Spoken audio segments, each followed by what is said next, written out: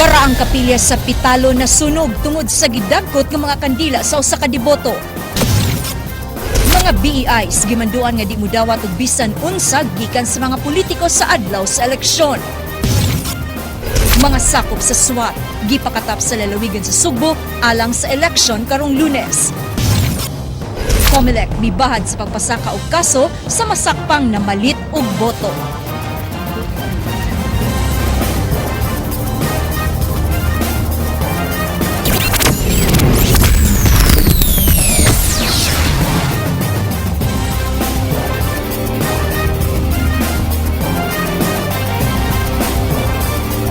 May hapon sugbog Kabisayan, CPDRC mitagana og duha ka mga polling centers alang sa kapin 1,000 ka mga botante niini sud sa maong pasilidad. Kini giaksyonan ni Jinky Rosit.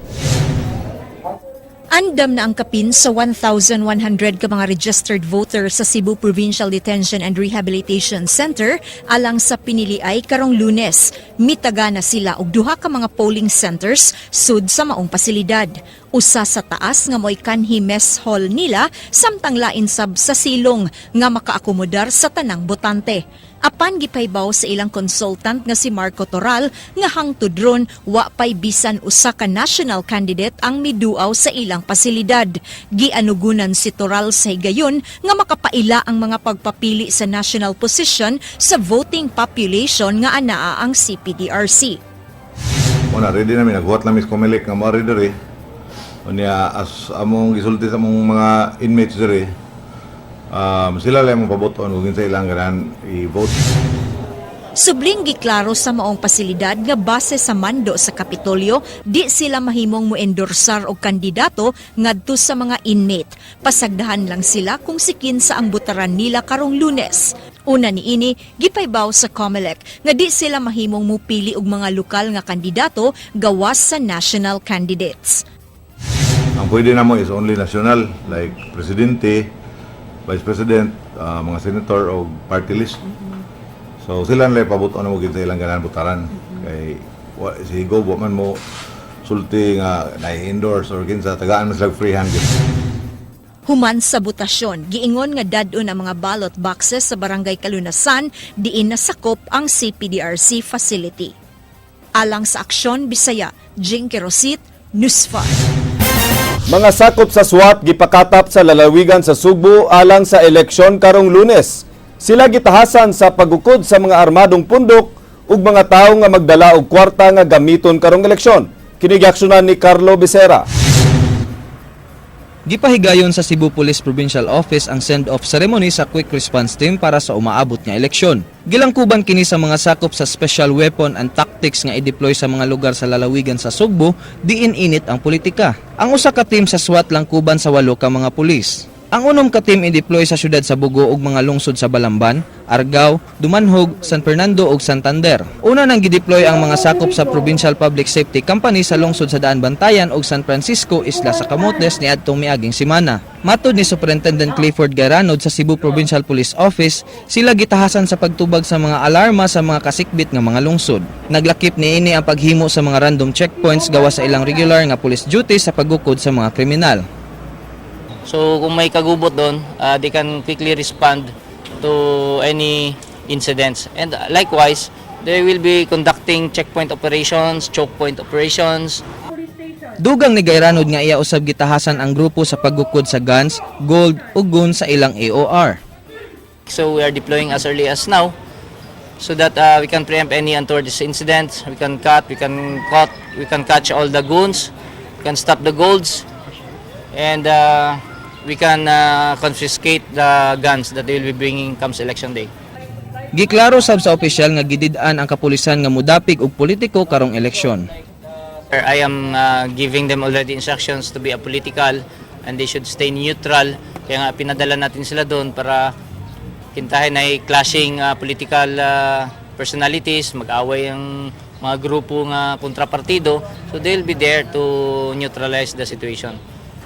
Alang sa Aksyon Bisaya, bilang Pilipino, Carlo Becerra, News 5. Mga isla sa Camotes ug Bantayan makadawat na sa ilang mga vote counting machines karong adlaw.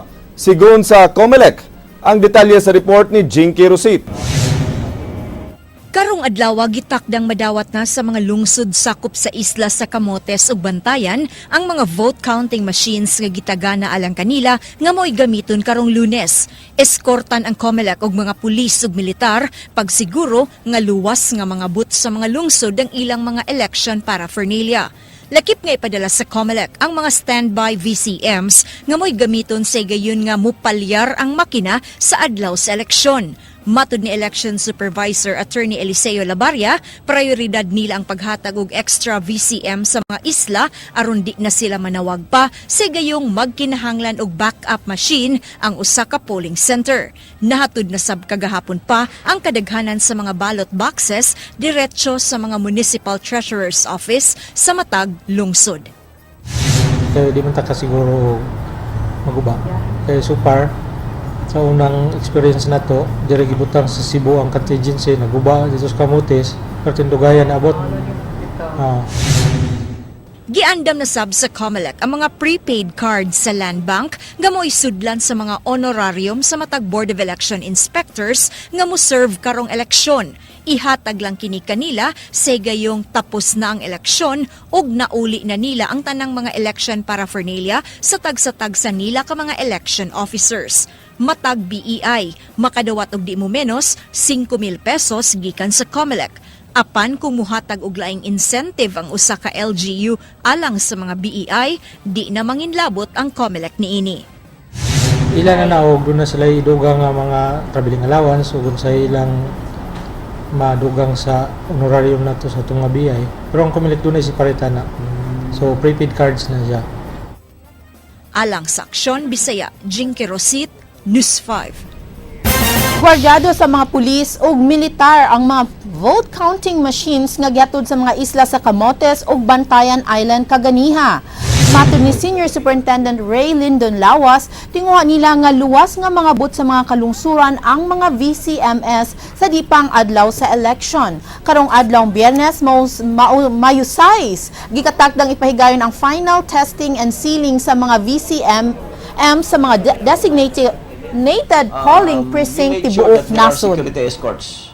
So nakita monitoring ni ana kay every movement of the vote counting machines and the ballot boxes are to be reported at our election monitoring area. Commission on Election miangkon nga lisod nga sumpon ang aktual nga pagpalit og mga boto karong election. Apan nanganti sila nga pasakaan og kaso ang masakpan sa akto nga mihatag ug midawat sa mong kwarta bugti sa piliong kandidato. Si Jinky Rosit sa detalye. 5 kaadlaw sa di pang pinili ay karong Lunes na matikda na ang pagkuyanap sa mga vote buying activities sa mga kalungsuran sa Sugbo. 500 ngadto sa tag 2,000 pesos ang giingong palit sa matag kandidato karon. Apan ang COMELEC Provincial Office miangkon nga maglisod sila sa pagsangat og formal nga reklamo batok sa mga supporters ug kandidato tungod kay way mga testigos nga andam mo barog batok nila. Maglisod sila tungod kay way balaod nga nagdili sa paghatag og kwarta sa mga tao. Apan giklaro sa COMELEC adunay tulubagon ang masakpan nga mudawat sa maong kwarta. Actually doon na ang kuan na sa COMELEC nga taga na to na sa immunity nga testigos man siya batok sa kanang ni kuan ni palit. So siya mahimo siyang witness. So di pwede nga ang imong witness imo kung apilon o file og kaso. Maglisod sa bang COMELEC sa pagtino kung kinsa ang posibleng kasuhan sa pagpalit og mga boto. Apan sa nang labing eleksyon, aduna na sila'y nakasuhan nga nasakpan sa akto nga mipalit og midawat sa kwarta bugti sa pilion nila nga kandidato. Kuano niya na hearing, may bawaan rin niya na o asa yun na gikan kaya doon naman tayo kaning mga principals, di ba? Siya principal, siya yung ibuhat na, siya actual na malit, na po principal nga nagasugo, di ba? So, doon na po principal na nga katong gabit-bit sa kwarta. Hangyo sa COMELEC sa publiko, likayan ang pagdawat og mga kwarta karong adlaw sa eleksyon. Alang sa Aksyon, Bisaya, Jinky Rosit, News 5. Sa mga balita sa gawas sa nasud. Tulo ka journalist ang samaran sa nitabong karambula ug papamusil sa Odessa, Ukraine. Nakuha ang hitabo sa security cameras dihang giatake sa tulo ka suspects ang duha ka cameraman ug usa ka reporter sa usa ka local TV channel. Usa sa mga suspects nga nagdala og shotgun ang namusil dihang naitabo ang sinukbagay tali sa duha ka pundok. Ang mga samaran gidala sa hospital. Miresulta sa karambola ang kainit sa panaglalis sa duha ka kaatbang nga partido sa Turkish Parliament. Nagkagubot sila dihang gituki ang proposal sa gobyerno sa pagwagtang sa immunity gikan sa pagkiya sa mga sakop sa ilang parliament. Nagtinguha ang gobyerno sa pag-usab sa constitution aron mapasakaan ang kaso ang mga pro-Kurdish politicians. Sila gipasangilan nga adunay kalambigitan sa Kurdish militants nga gigukod sa gobyerno sukad pa niadtong tuig 2015. Usa ka dakong wildfire mipugos sa pagpabakwit sa libuan ka mga tawo sa syudad sa Fort McMurray sa Alberta, Canada. Daghan sa mga balay ang nasunog samtang napuno sa agipo ang dalan. Gibanabana nga mikabat og 7,000 acres kung 28 square kilometers ang nasunog. Usa ka gatos ka mga firefighters ang nagtabang sa pagpalong sa sunog. Nagtawag ang mga local authorities og reinforcement, lakip na sa water dumping helicopter.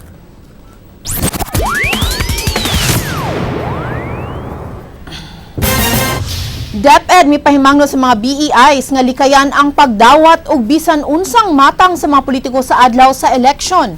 Kini giaksyonan ni Ryan Sorote. So far, papangutanan ako sa mga district supervisors gahapon. Gididaan ang mga magtutudlo nga mo-serve nga Board of Election Inspector sa eleksyon nga modawat og bisan unsang gikan sa mga politiko. Lakip sa gidili sa DepEd ang pagkaon nga sagad gipanghatag sa mga kandidato sa adlaw sa eleksyon isip tabang sa mga teachers. Tambag sa DepEd sa mga BEI nga magdana lang og baon kay doon naman sila mga honorarium. Paagi kini aron malikayan ang pagduda nga dunay gidapigan ang mga BEI. Pero usahay dunay manghatag og pagkaon.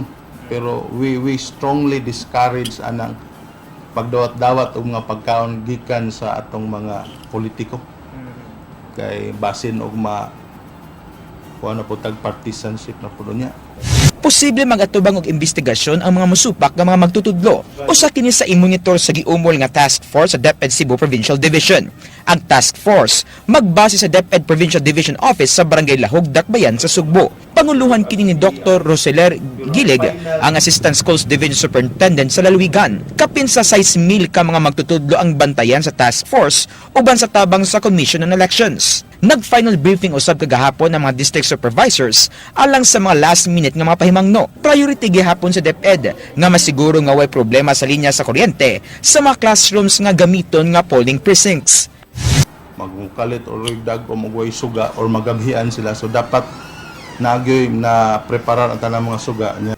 Ang VECO ang mihiling sa mga linya sa kuryente sa mga classrooms sa lungsod sa Mindanilla, San Fernando o Consolacion, samtang mga bombero ang nag-check sa kalungsuran. Kung dunay madawat nga dugang honorarium ang mga BEI sa Dakbayan sa Sugbo, way mapaabot nga susamang financial incentive ang mga BEI sa kalungsuran. Ug unsay madawat namo sa ganing honorarium gikan ra gyud sa COMELEC. Alang sa Aksyon Bisaya bilang Pilipino, Ryan Sorote, News 5. Tulo ka tawo sakay sa motorsiklo na bangga sa usa ka taxi kaganihang kadlawon. Kini giaksyonan ni Edwin Cañete. Tulo ka mga lalaki ang naangol human na bangga ang ilang gisakyan nga motorsiklo sa usa ka taxi.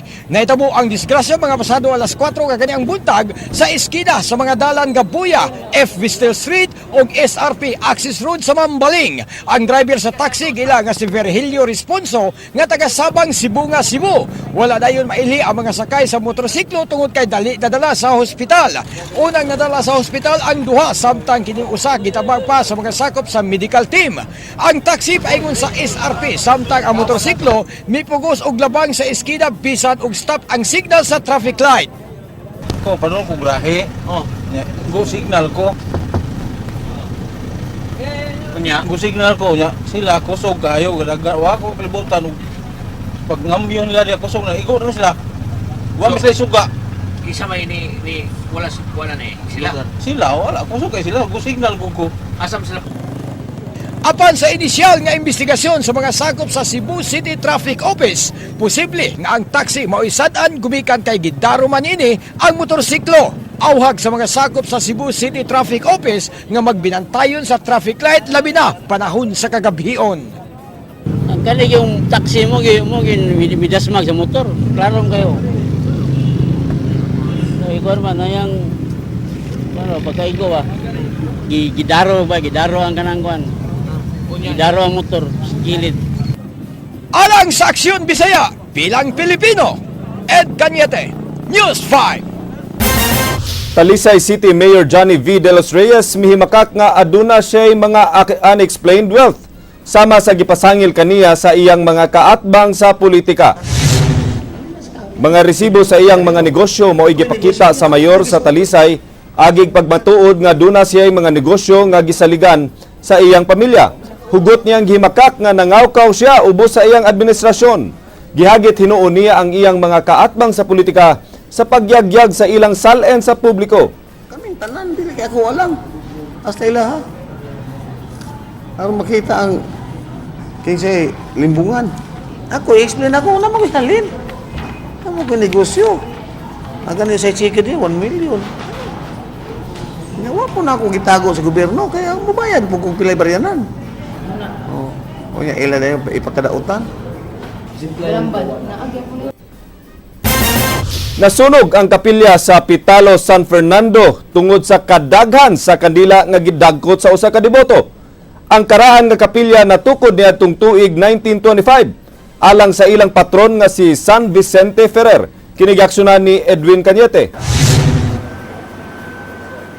Mao na kini ang hitsura sa 91 anyo sa kapilya sa Pitalo, San Fernando, Cebu.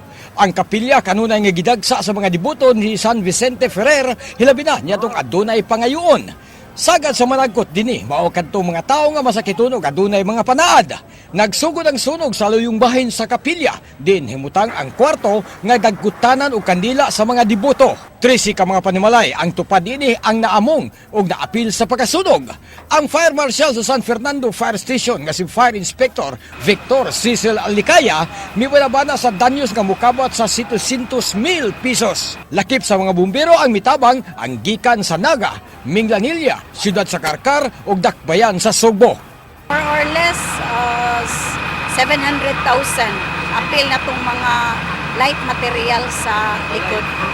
Ang presidente sa kapilya sa San Vicente Ferrer Catholic Association nga si Kari Manlusa nagkanayon nga adunay babae nga midagkot og kandila nga balor og 5,000 pesos. Nagpasalamat kini sa pagkaayo sa iyang sakit nga kanser.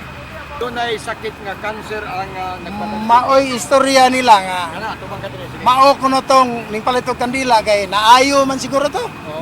Sakit sa aram. Ilang ipasusi sa mga engineer ang nahabilin nga structure sa kapilya aron sa pagtino kung napuslan pa ang pag-renovate niini ug magtukod na lang sila og bag-o. Ang kapilya ginumala sa association ug wala matugyan ngadto sa simbahan nga supak sa lagda sa Simbahang Katoliko.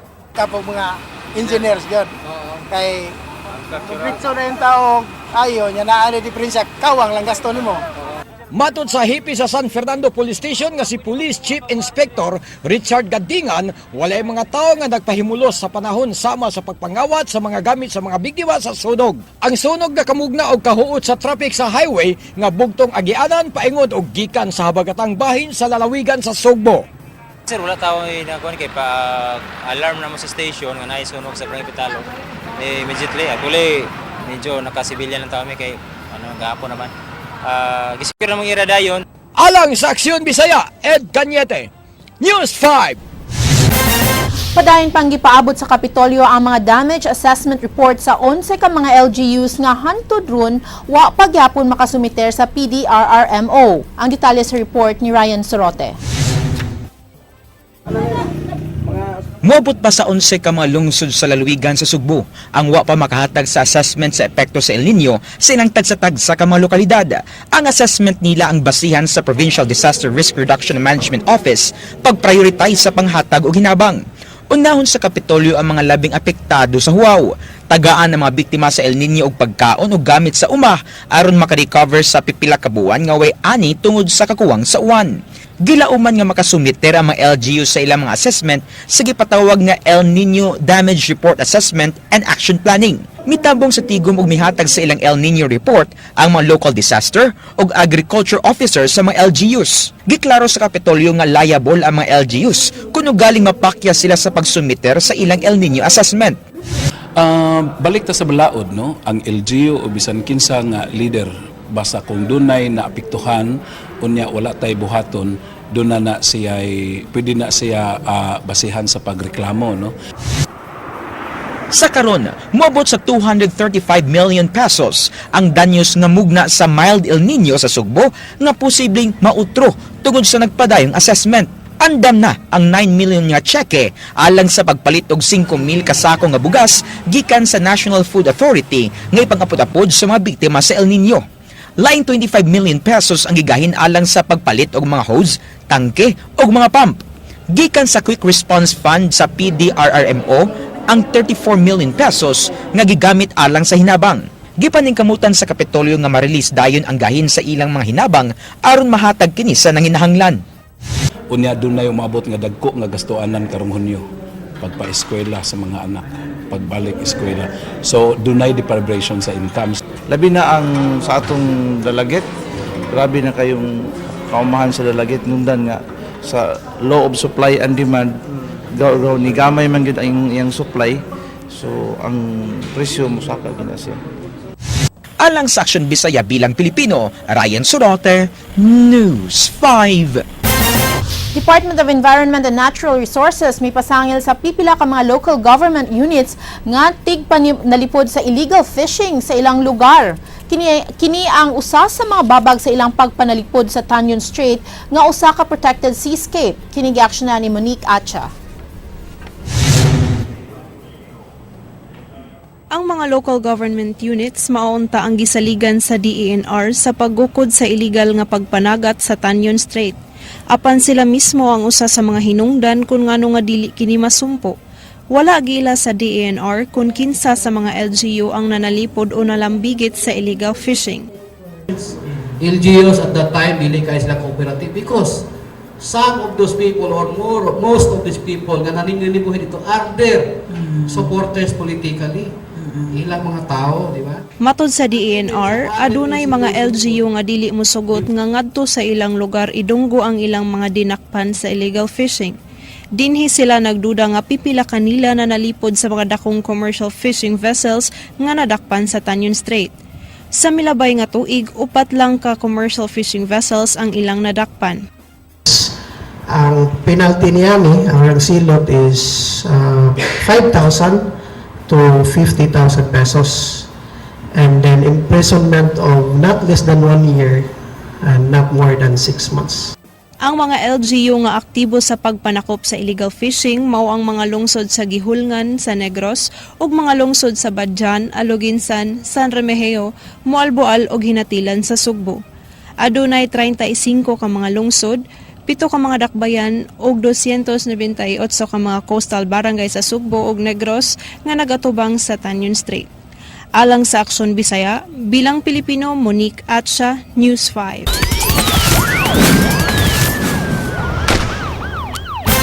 Kandidato pagkakonsehal sa Rakbayan sa Talisay nga gidakop og gipasakahan og kaso padayong makalansar karong eleksyon. Si Leslie Caminade Vistil sa report. Padayon gihapon nga makapangampanya ug magpapili isip konsehal sa Dakbayan sa Talisay si Maria Ludina Siniza bisan pa man og gikasuhan na kini sa pulis. Mato ni Talisay Election Officer Attorney Charis Faith Sohor nga way mausab sa status ni Siniza siyang kandidatura tungod kay wa pa man kini hingpit nga nakonbikto. Dugang pa ni Sohor kun ugaling makadaog si Siniza wa nay kontrol ang Comelec niini apan mamahimo siyang mapasakaan og disqualification case. So mabutaran gyapon siya. Yes, mabutaran gyapon siya kay kuan naman na charged pa man siya, not proven guilty pa man. Kung ingan na scenario nga na kuan na siya na nakalingkod na siya, so po waranto mo file na po waranto case at kanang concerned parties na not Comelec na, and muna na disqualification case, but that is already outside the Comelec na. For purposes of the May 9, 2016 national and local elections, Siniza is still a candidate. Gihulagway ni Talisay City Mayor Johnny V. De Los Reyes, di makaapekto sa ilang partido ang nahitabo kang Siniza. Andam hinuon mutabang ang mayor sa paghatag og legal assistance sa ang kauban sa partido. kung ano nahibulong may ano nga karon gyud, no? Sa taas nga panahon nga karon gyud giatol. So mao na nga dunay misteryoso nga gapaluyo ba. Ay wala na naka-effect na mo. Ang mutabang nini tabangan na mo pero dili na makatandog sa mo ang kuan karon. Amo karong pagkampanya. Oh. Alang sa Aksyon Bisaya, Leslie Caminadi Vistil, News 5. Mga kapulisan sa Police Regional Office 7 nagpadala og team paingon sa Mindanao aron sa paggukod sa mga sospek sa tulis nga nahitabo sa dakong mall sa Rakbayan sa Karkar sa miaging buwan. Gibutyag sa mga labaw sa PRO7 nga aduna na sila'y lead sa posibleng gitaguan sa mga sospek nga responsable sa pagtulis sa usa ka pawn shop sud sa Super Metro Karkar. Base sa intelligence report, anaa kini nagtago sa Mindanao, busa nakigalayo na sila sa ubang police regional offices alang sa hinanali nga pagkasikop sa mga responsable sa krimen. We have agents in Mindanao now. They are tracking personalities suspected to be involved in that robbery in Karkar. So, these personalities will be later on subjected to identity examination with some sources.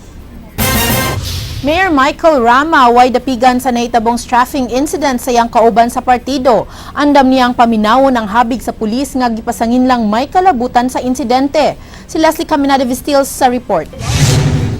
Buot ni Mayor Michael Rama nga paesplikahon una ang pulis nga nalambigit sa nitabong strafing sa Barangay Tejero ni atong Lunes sa kadlawon diin ang sakyanan ni Inayawan Barangay Captain Lotlot Ignacio Sun ang usa sa mga naigo. Matud pa ni Rama, iya unang paminawon ang habig sa mga pulis ug kun nganong nasigpatan siya sa dapit ato sa mga hitabo. Subling gipainomduman ni Rama ang mga kandidato nga unta di mohimo og eksena ang sibisan kinsa aron lang magubot ang dakbayan. That is something that I wish to give them the benefit of the doubt. Let them all explain. Because we run this city under the rule of law. We are not a dictator, but to tell you honestly, do not create any scene. Wasab gisalikoy ni Mayor Michael Rama ang posibilidad nga binuhatan kini siyang kaatbang sa politika. Taliwala sa hitabo, di niya buot ipaubos sa election watch list o kahakomele control ang Sugbo hangtod nga di mo gawas ang resulta sa police investigation.